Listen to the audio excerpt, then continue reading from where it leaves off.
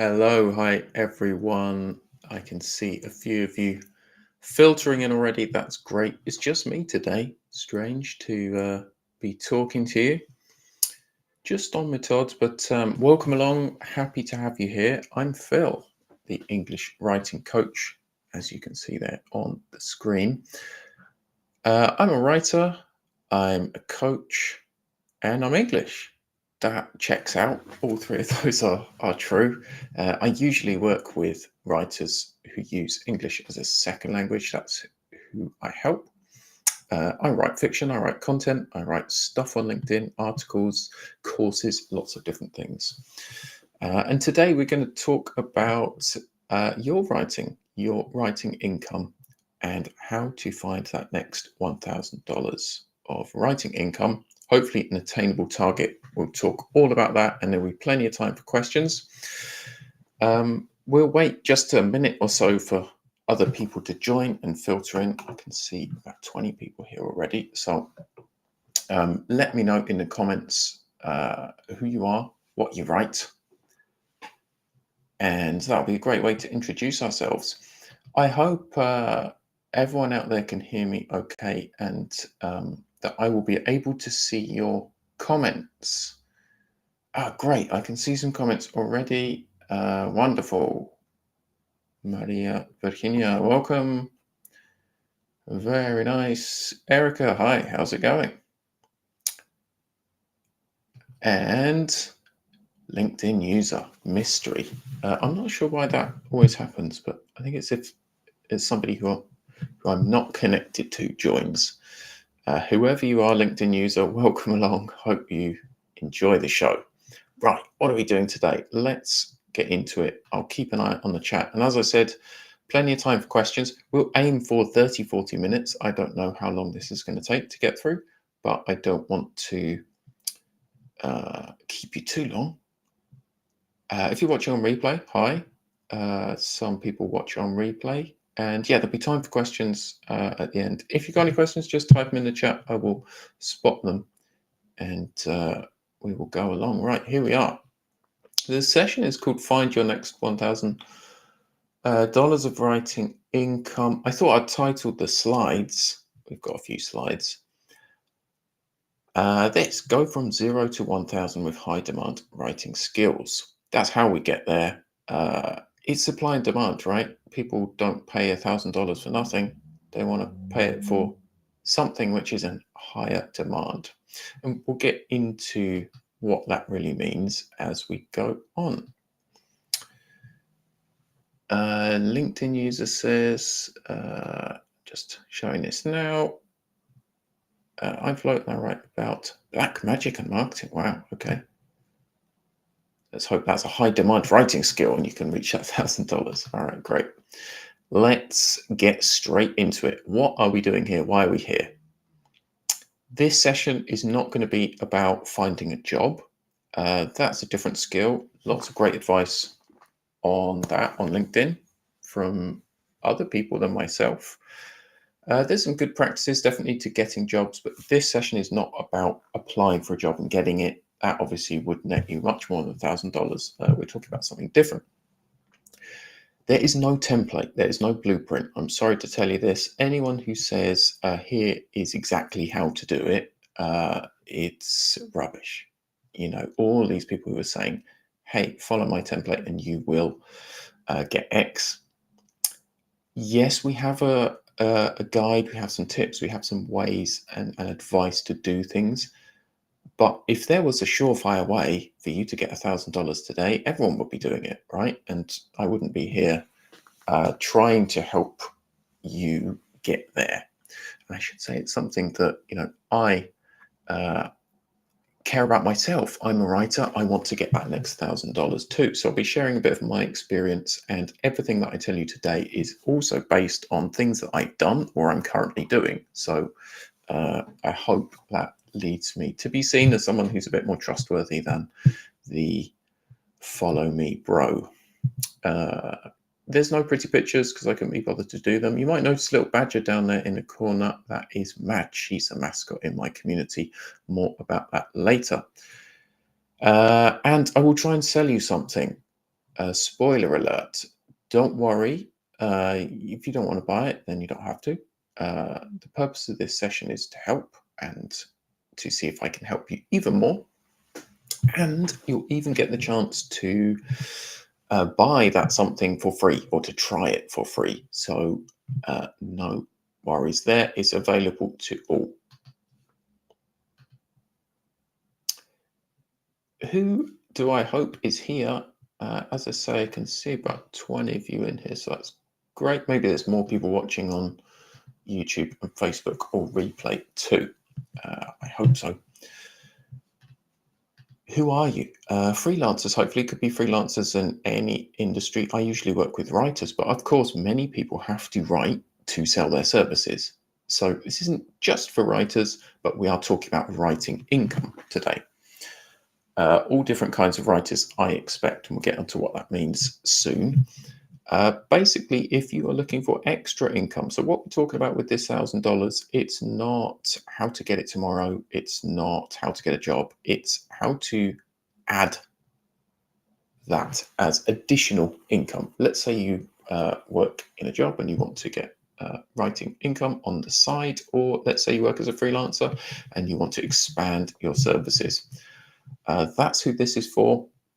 Essentially, people who are already set up. Maybe you know what kind of niche you have. Maybe you've set up your profile, your portfolio. You've got a bit of a network going. Maybe you have been writing for a while. It's okay if you're new to writing or to earning money through writing. That's not a problem. What we won't be covering is how to get set up. That's a slightly different skill. And again, lots of great advice on that from other LinkedIn people. Oh, I've gone past that one. How does it work? Right.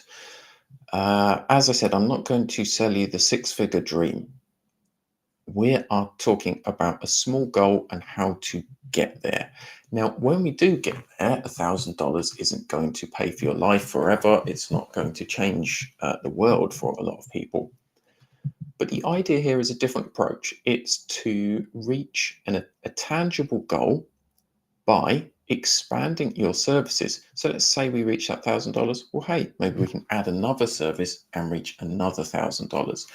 Or simply repeat, right? Once we get a client that pays us $1,000, or once we sell a piece of writing, which does great, then simply repeat it. And next time, let's try and do it faster. Let's try and do it more efficiently so that you can scale your business to the place that you would like it to be.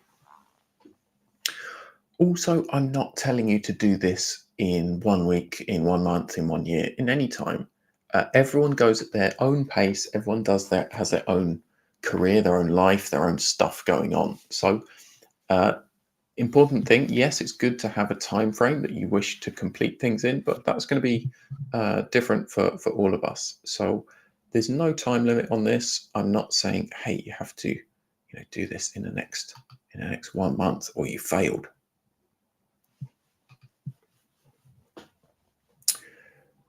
All right, so now we're getting on to how to do this. We want to earn money through writing. Very important. My approach is this, or my idea is this. You can do this through one service, through more than one service. What is important is focusing on premium services. I can tell you from experience, it's a lot easier to get one person to pay you $1,000 for your expertise than it is to get $1 off 1,000 people. It's a lot easier to get $1,000 than $100 off 10 people or $10 off 100 people. What we tend to think as people who are new in the industry is, oh, let's just ask for a little. Let's build ourselves up, right? Let's start at $1 and scale upwards. Actually, we should be thinking of it the other way around. Why? Because there are millions, if not billions, of people who can offer the kind of service that you do for $1. Why should anyone pick your $1 service? That means that you have to spend a huge amount of time, effort, and even money telling people why they should choose your $1 service over another person's. You have to differentiate yourself. So much better if you can offer a service which only you can offer, or which you are best at, right? Whether that is niche based, whether it's your expertise, your experience, your language background, there's lots of different factors that come into play there that make you the best person to offer that. Needless to say, as well, that could be the profile that you've built, right? The authority that you have, or the audience that you have. All right. If you've got any questions about this, just fire them in as we go. Hope you want to ask some stuff. And yeah, feel free to tell me what you are writing, what you're working on, maybe what you'd like to expand into. So let's talk about some of these services. As I said, this is not, or as I write here, this is not an exhaustive list. These are not the only premium writing services you can offer. They're ones that I've got experience with, and I think are the main ones that are covered. But of course, there's loads more. There's medical writing, technical writing, and more that I don't have a great experience with. All right, so let's talk about some of the pros and cons of getting to that $1,000 using these types of writing. First off, ghostwriting. This could be writing anything without a byline. That is newsletters. It could be content, social media content for people. It could even be a book, right? Ghostwriting a book, which is a bigger project. The pros of ghostwriting, as I see it, is it's a massively growing sector. Businesses and people who are in charge of businesses, entrepreneurs or founders, are time starved. They need their ideas to be expressed well. They need content. And they're not expert writers. They're experts at inventing products or running a business. Good for them. But that's why ghostwriting is massively growing, because there is a huge hunger for putting out content and showing your expertise and expressing it in the best way. And as writers, we're well placed to deliver that. Massive pro is results based as well. If you're getting amazing results for your client, like delivering lots of leads or sales or amazing opportunities for them to speak or write for an industry magazine or connect with key people in the industry, you should be remunerated for that. You should be asking for something which is results based, your payment, right? This is the way that, as well as maybe having a retainer contract, you can be getting paid based on results, and you can deliver something amazing. That can lead to money going up pretty quickly for some ghostwriters. Really, it is a sector that's got unlimited potential, massive amount of pros going for it. On the other side of things, what's more difficult about ghostwriting? Well, you can't say that you have written for a certain client because they want you to remain anonymous. You have to build your own authority and audience. You have to publish regularly and write for yourself to show that you can do things well. So it's all about learning to network, learning to pitch. That's the difficulties of ghostwriting. If you've got a question on this, just let me know.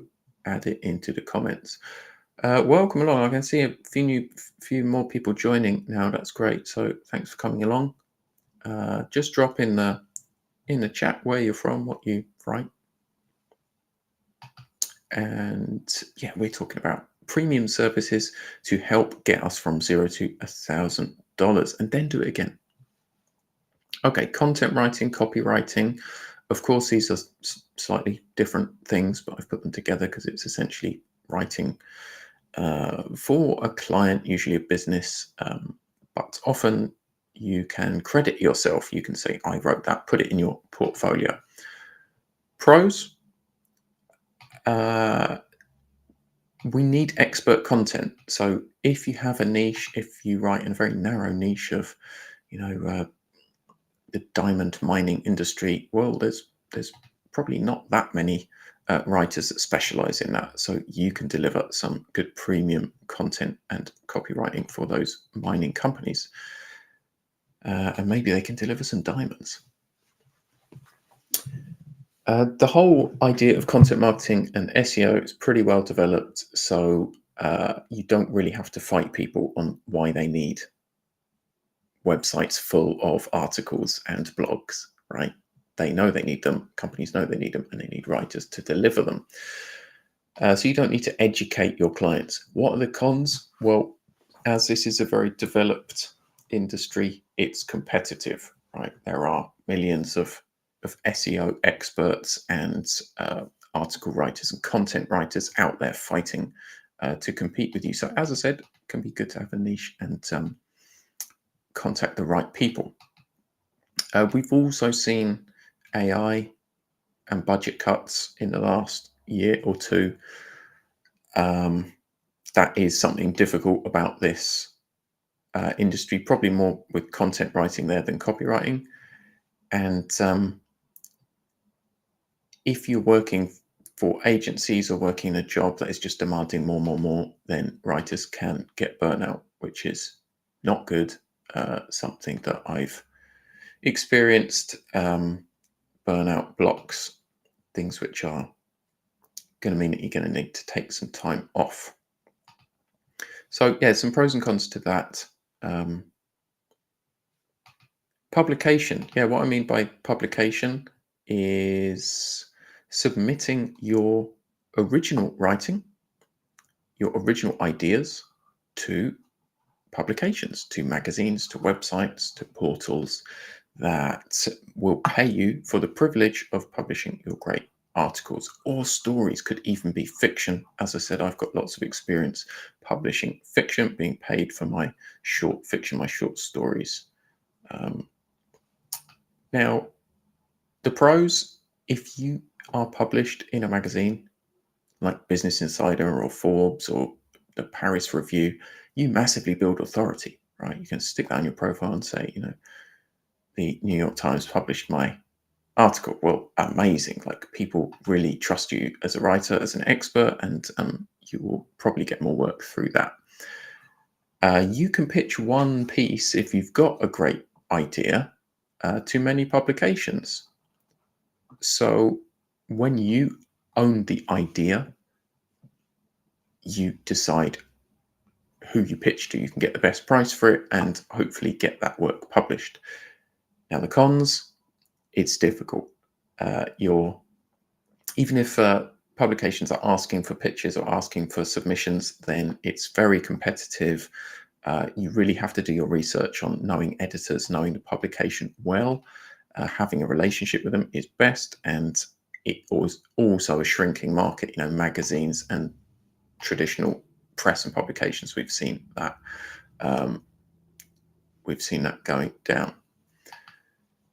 Yeah, just having a quick check of the comments here.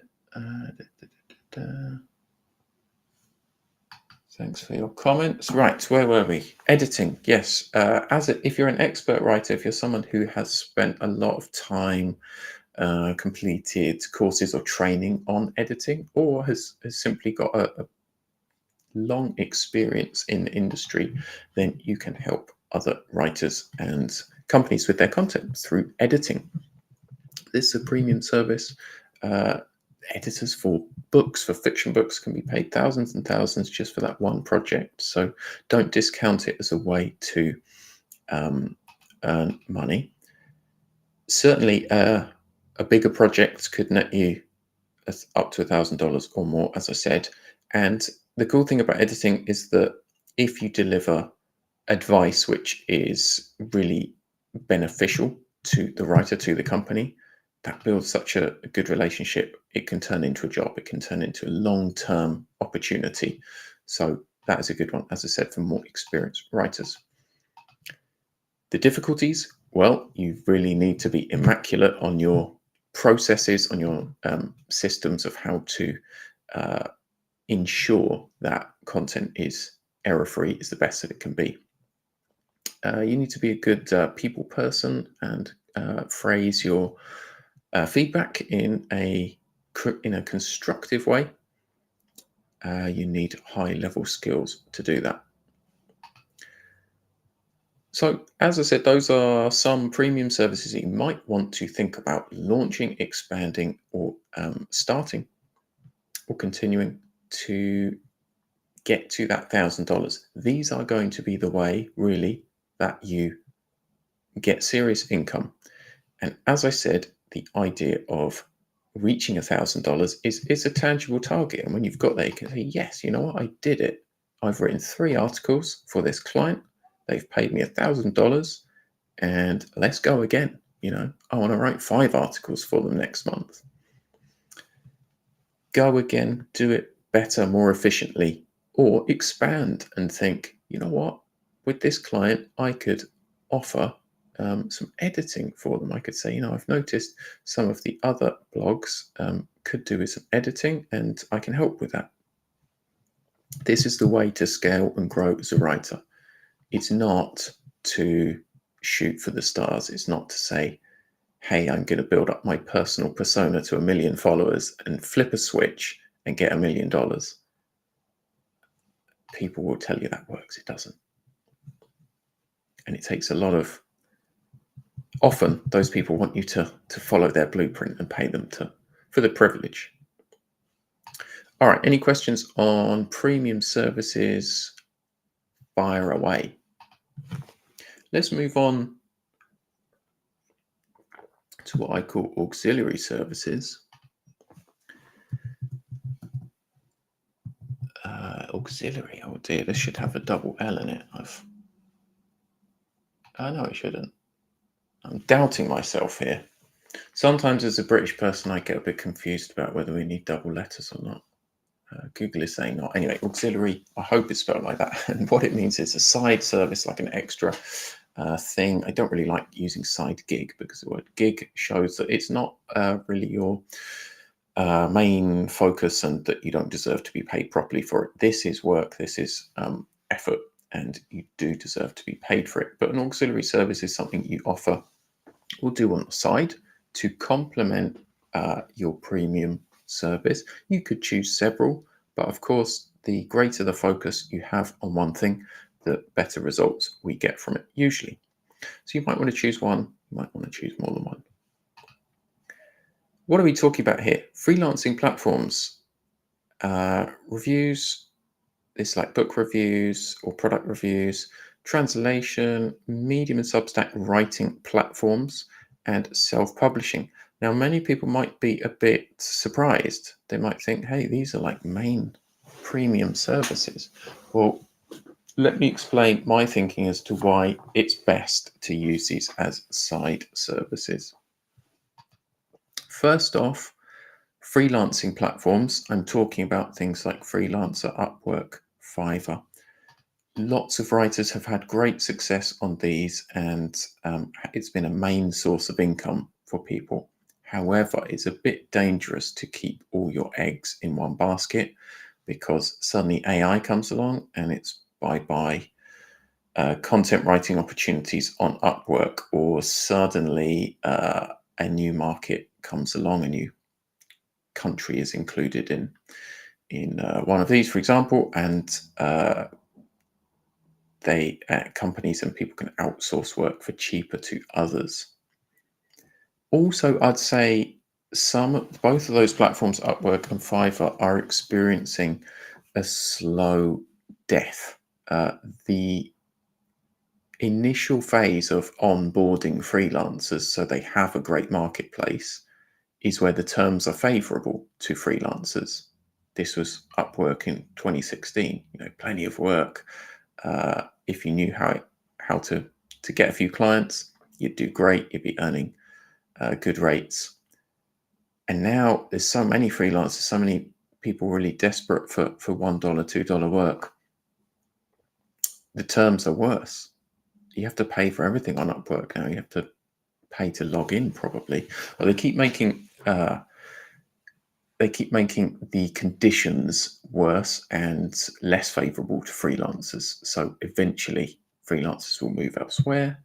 But I feel that they're dying a bit of a slow death. However, what is the problem in setting up a profile. What's the harm in doing that? None. Give it a go. Check out some best practices, get a great profile organized, and start working with people.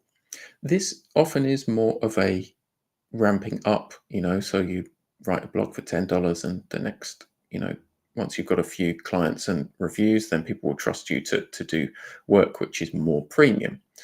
But I'd still advise going for slightly more premium rates on those.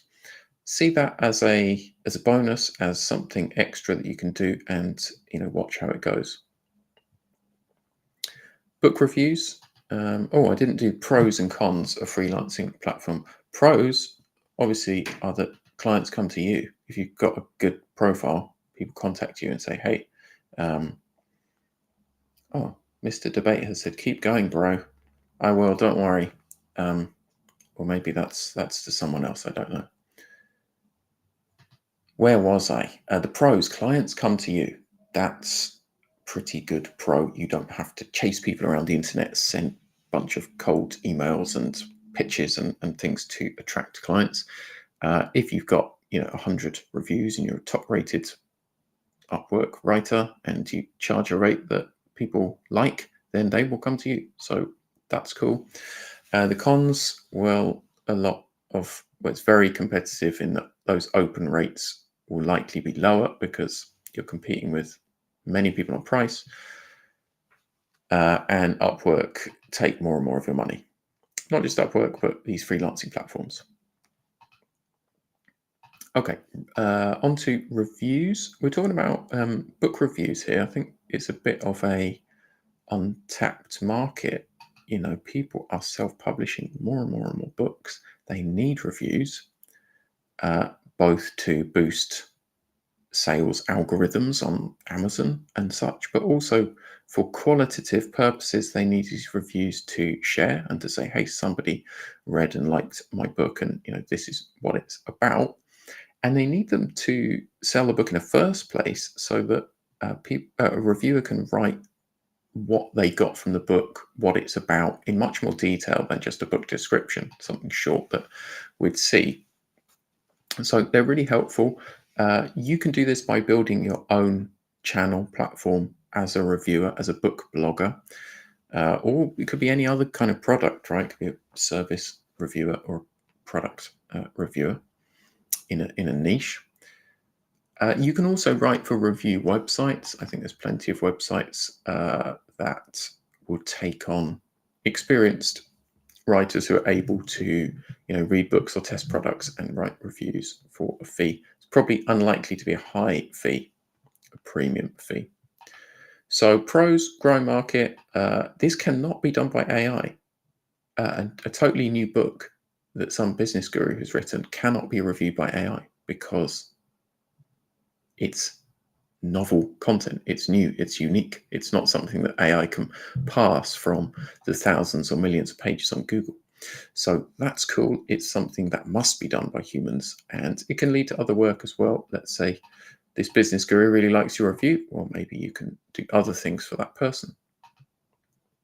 Cons: building a YouTube channel or a blog is very time consuming and difficult to do.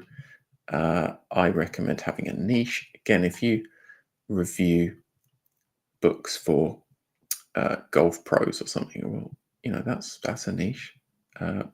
If I've got a golf book, I'm going to want that person to review it because their 100 subscribers are very likely to buy my book. If I send it to any old blogger, a book blogger, they might just say, yeah, cool golf book, and that won't lead to any benefit. Wow, okay, we're getting towards the end, just a couple more to go through, and then I promise it'll be question time.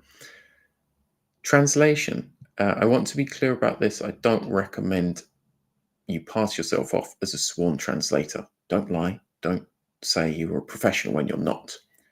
However, many of us use other languages, especially if English isn't your first language. You're probably writing to some extent in English. You're probably involved with people or businesses producing content in your local language that require it, or it would be beneficial for it to be in English. Now, if you are a C1 or C2 English speaker, even if you don't write in English, why not offer to translate and review the web copy, the social media of someone you know in your locale? That can be a good way to get a side income. An example that I've got is a friend of mine I live in Spain, but I'm British. I speak Spanish, but certainly not perfectly, and I'm not a sworn translator. But a friend of mine was doing a city project where they were producing signs like for tourism, for the environment in Spanish and in English. And he said, hey, I've machine translated the English, can you check it? And it required a lot of checking, a lot of improvement on my end. And it very much helped that I knew Spanish, so I knew what was going on. And it was a nice little project to do. So side income translation. Pros are that it doesn't take a huge amount of time. It's maybe flexible. And this is very cool that you can point out your work. You can say, oh, I helped a friend who's a yoga teacher get their English website in good order, and you can share that website. For me, I can share those signs and say I'm proud of having helped on that project. I wasn't in charge of it, I didn't write it, but I did contribute to it. Cons: unlikely to be high income. This is like small amounts of income for proofreading, for translation, probably, unless it's a very big project. All right, final two, Medium and Substack. They are writing platforms. Wow, there's a lot to say on these. Substack is a sort of newsletter platform. The method there is you create a free publication, get people along, and then say, hey, would you like to subscribe for premium content? So it's more of a creator economy type deal. That can be challenging. It has its own methods of all of this great premium stuff you could offer to get people to pay for it once they're on board. Medium is great for writers. I highly recommend getting set up on Medium. In order to join their paid partner program, I think you need to pay about $50 a year. And that money is pooled and distributed to writers based on how much people read their writing.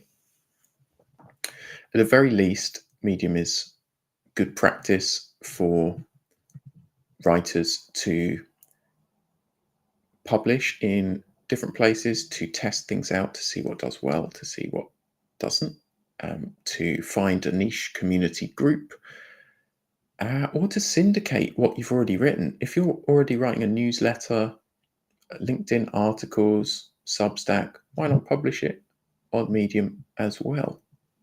Syndicating in different places can help you make the most of that. So what's the benefit of Medium? Essentially, you can get paid if you publish an article which lots of people read and like. Then you could even reach hundreds of dollars just on that one article. More likely to be, if you're regularly publishing, earning sort of between $10 and $100 a month, but you never know how that might go. And I think for a low investment, it's a good opportunity to do quite a lot of things, as I mentioned. You can just network and meet people there as well. That's one thing. It really is a good hangout for writers. What are the cons or difficulties? Is competitive. That's like a lot of things in writing. Anyone can write there, so there's a lot of competition. It does take quite a lot of time. It's quite time consuming. So as I said, you might want to select one, right? Don't try and do all of these. Select one that works best for you and your writing business. As with all platforms, you have to spend a lot of time there and learn about how it works, what the algorithm is, and what's going to make you successful. But I have to say, in my experience with it, it's been positive and has been a way that I've been able to earn $1,000 over just over a year or so of syndicating content and publishing things there. Final one, self-publishing.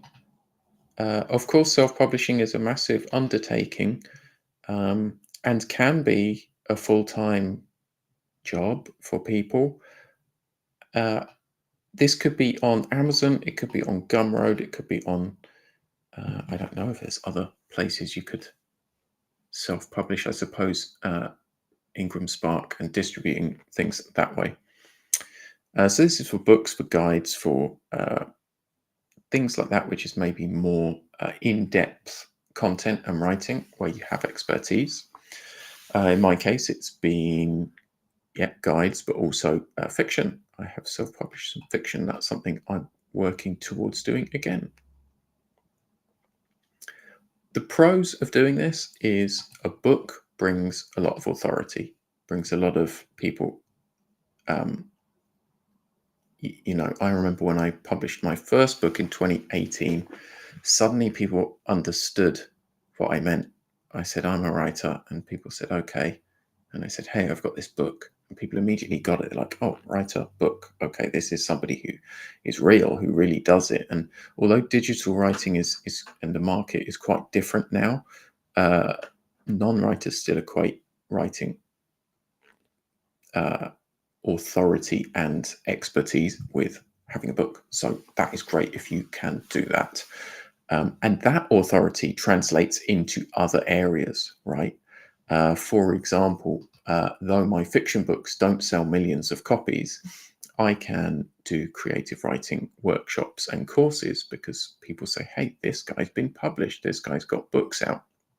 We trust him to tell us how to write well. So authority is a big one for self-publishing. It is passive income, essentially. Yes, you have to do a lot of marketing work on it, but when somebody buys your book and it's available on Gumroad or Amazon, you get paid and you don't have to spend your time on it. So that's great. That's kind of true with Medium and Substack as well. The cons of this are that it's incredibly time-consuming, competitive, and difficult. Selling books ain't easy, let me tell you that. Marketing is hard, and when you do write, publish, format, do all that with the book, you're only just getting started, right? The marketing of a book, of a project, is like a whole new world of work. So I'm not trying to put you off doing it. If you've got a project that you want to self-publish, fantastic, like go for it.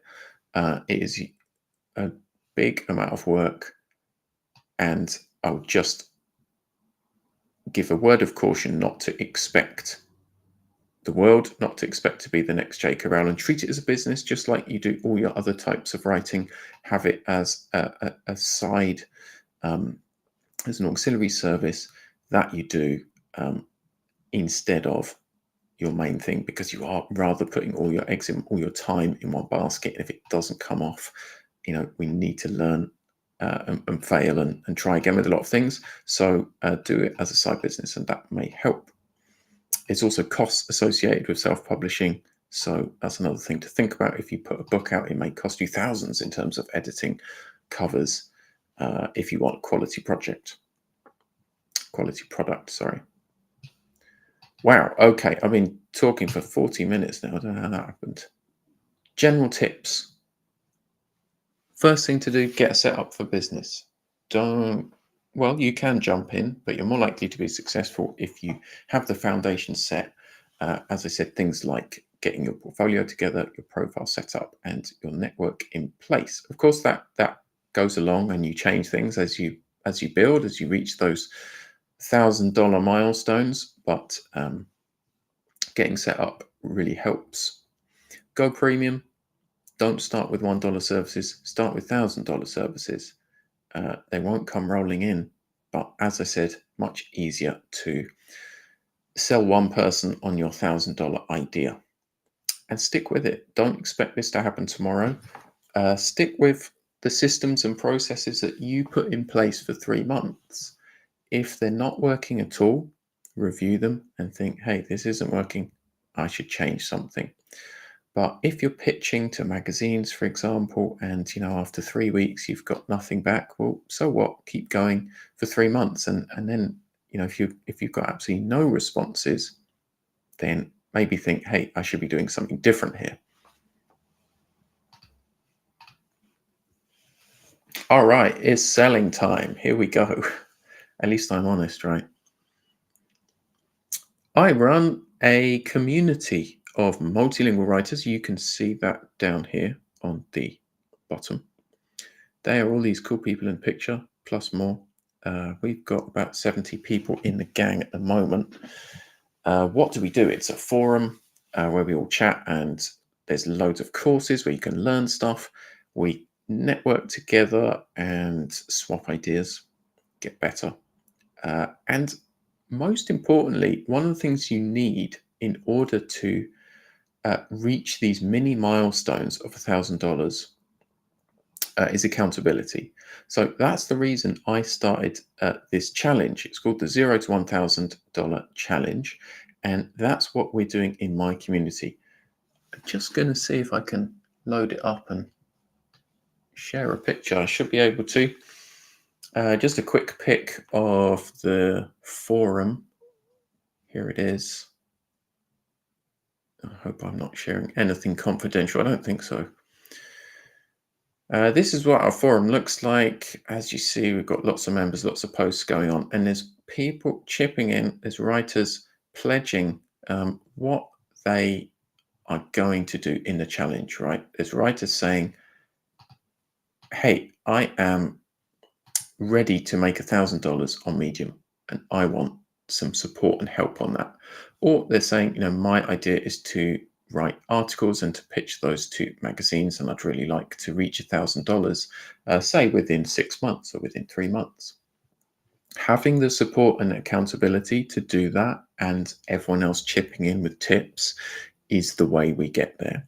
And I said before, once you reach $1,000, we celebrate. We say, hooray, great, awesome, let's do it again. Or let's make $1,000 in another way. That's the way we make sustainable writing businesses and slowly expand services, rather than saying, hey, I want to be $1 million copywriter. Let's buy the Lamborghini on credit and everything else will follow. Not so. So if you want to join, I told you it would be free. There's an opportunity to get a free trial. There's a few different options to join, but visit this link, englishwritingcoach.uk, that's my website, and /MW community. You can find that on my profile if you're on LinkedIn. I will try and drop it in the comments on LinkedIn as well. Give me 1 second to do that. And yeah, really hope that we see you there, that we get some new writers into the group who are going to come along with us and get to that next $1,000. All right, here is the link to join, just adding it to LinkedIn now. I hope that posts. Wonderful. So just to clarify, englishwritingcoach.uk/MW community. Visit my profile or the link that I've just posted on LinkedIn. Come join us. It's free to try it out for 7 days. See what you think. If you don't like it, then no problem. But you'll get all the lowdown, the detailed videos, the detailed course on this $1,000 challenge to give you even more help to get there. All right, sales mode off. How is everyone? I hope you enjoyed the show. I hope you found it useful. What learnings do you have? Did I change your opinion on anything? Are you thinking of changing up your writing business? Do you have a question? I'm just having a look through the comments there. Thanks for chipping in, everyone who did. Yeah, this is the link to visit if you want more information on the community. And who is this? Floor, welcome along, Floor. She says, Medium is great, but not all countries included in a paying partnership. Yes, that is true, and that is a shame. I think a lot more countries have been added, some South Asian countries, but yeah, it's a shame if your country is not included in that, and I wish it were different. I suppose that means that there's no harm in publishing on Medium, but you're not going to be paid for it, so you might want to choose another auxiliary service. Great, thanks for coming along, everyone. I think that is all the questions that we've got for today, and thanks very much for coming. If you've got any questions, if you want to just connect or get in touch, look up English Writing Coach on LinkedIn, YouTube, Facebook, Instagram, everywhere. And I really hope I'll see you in the community. We're having lots of fun over there. You can join me and Madge. You can see Madge, the badger behind me. She's our group mascot for the community. So it's goodbye from me and her. Thanks for coming, everyone. And I'll see you in the next one.